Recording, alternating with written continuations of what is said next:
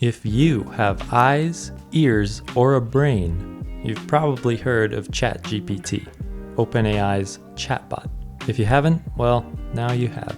And wouldn't it be fun to utilize the GPT model by building a chatbot with Flutter? Yes! Are we going to do that? No!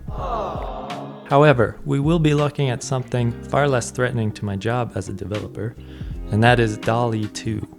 The image generation AI system that receives a prompt and spits out a visual representation of that prompt.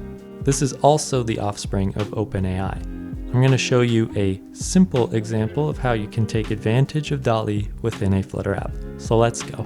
This is a single page app, so let's start at home screen and look at some state properties. First, we have image URL. We'll use this to render the image given to us by the API. Next is fetching, so we can show a loading indicator. And lastly, fetch error, which will display an error message.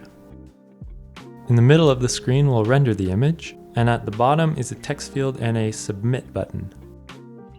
We pass in a submit callback, which lives just down here.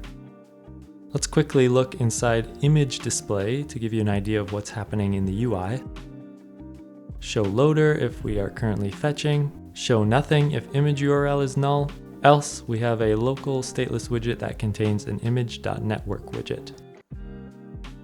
First thing we need is a method to call OpenAI's API. So let's build it in this API class. We'll define a method called fetch DALL-E image URL that returns a string. We need some variables, starting with a URI, and this is the route we will call to generate an image.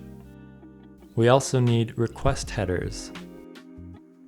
First is authorization with an API key. You'll need to create an account on the OpenAI website, then you'll be able to generate your own API key. Then content type will just be application/JSON. We will be making a post request, so a request body is needed.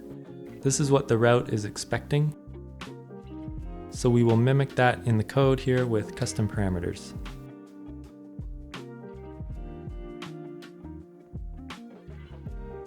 We need a try-catch block since we're making a network call. I'm using the HTTP package to post, passing in the URI, as well as the headers and body we defined earlier. This could fail, so we'll check the status code. We'll consider anything other than a 200 a fail, so we'll throw. Also, if an actual error is caught, we'll just return future.error. Now to handle the data, we need to decode the response body. This is what a response will look like. So we'll grab the data value out of that map. Data should be a list, so if it's not empty, we'll grab the returned URL from that first data property. There should only be one since we only requested one.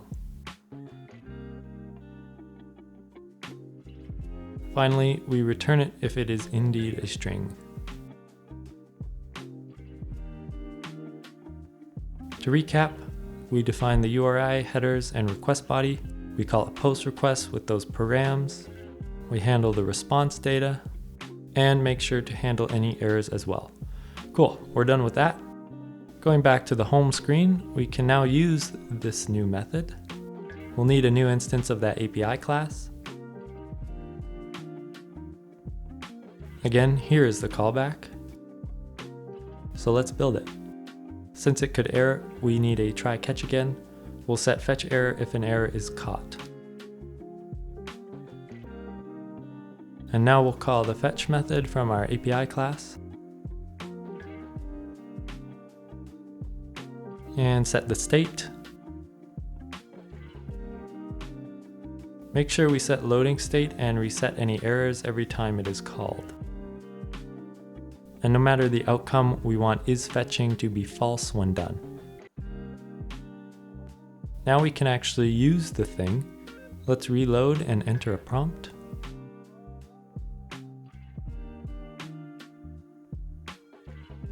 Hey, it actually works. So at a basic level, you now know how to use DALL-E in a Flutter app. Please leave any questions in the comments, and that is all. Bye-bye.